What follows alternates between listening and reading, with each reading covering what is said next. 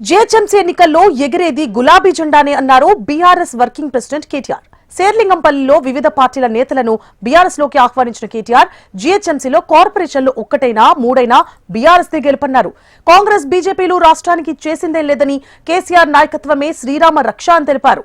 ఎన్నికల్లో ఓటు వేసేటప్పుడు ఆలోచించి నిర్ణయం తీసుకోవాలని ఓటర్లకు సూచించారు. ఈసారి కార్పొరేషన్ ఎన్నికల్లో కొట్లాడే అవకాశం కొట్టే అవకాశం శేర్లింగంపల్లిలో ఉన్నది. ఎందుకంటే ఇప్పుడే శ్రీనివాస్ యాదవ్ గారు చెప్పినారు. రెండు కారణాలు.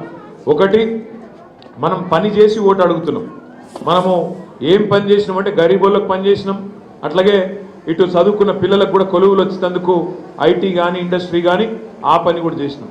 అందుకే మీరు శేర్లింగంపల్లిలో ఏ డివిజన్కి పోయినా ఎక్కడికి పోయినా ఇవాళ కేసీఆర్ గారి నాయకత్వంలో మనం చేసిన పని మీకు కళ్ళకు కనబడతా ఉంటుంది.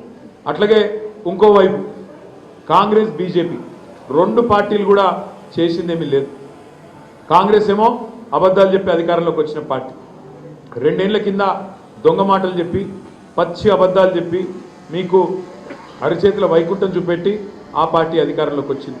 ఇక ఇంకో దిక్కు పూజకు పనికిరాని పువ్వు ఆ బీజేపీ పార్టీ, ఆడు తెలంగాణకు చేసింది 12 ఏళ్ళ 12 పైసల పని కూడా చేయలే.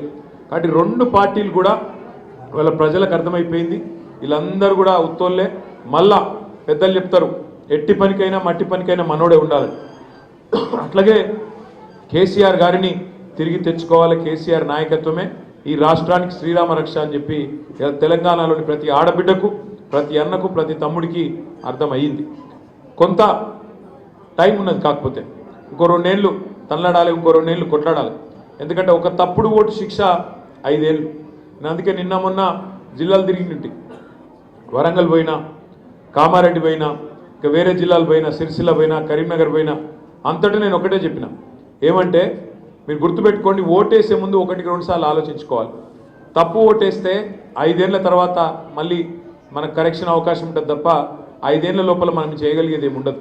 అందుకే ఓటేసేటప్పుడు పైసలకు, కులానికి, మతానికి కాకుండా మనకు ఏ నాయకుడు అయితే కరెక్టు, ఏ పార్టీ అయితే మనకు న్యాయం చేస్తుంది, ఈ ఆలోచనతో ఓటేయాలి తప్ప మనకు కన్ఫ్యూజ్ కావద్దు అనేది ముందుగా నా రిక్వెస్ట్. శేర్లింగంపల్లిలో నిజానికి పార్టీ ఇవాళ అద్భుతంగా ఉన్నది. ఏ డివిజన్ కా డివిజన్ 24 డివిజన్లలో ఏ డివిజన్ కా డివిజన్లో ఇలా పోటీ వాతావరణం ఉన్నది. నేను కొట్లాడతా అంటే నేను కొట్లాడతా అని చెప్పి ఇలా నాయకులు ఒకరితోనొకరు కొట్లాడుతూ ఉన్నారు. హైదరాబాద్ మహానగరంలో ఒకటైతే పక్క, హైదరాబాద్ మహానగరంలో నాకు తెలిసి నాకున్న అవగాహన మేరకైతే కార్పొరేషన్ 1అయినా 2అయినా 3అయినా 4అయినా ఎగిరేది మాత్రం గులాబీ జెండానే, ఇది మాత్రం పక్క.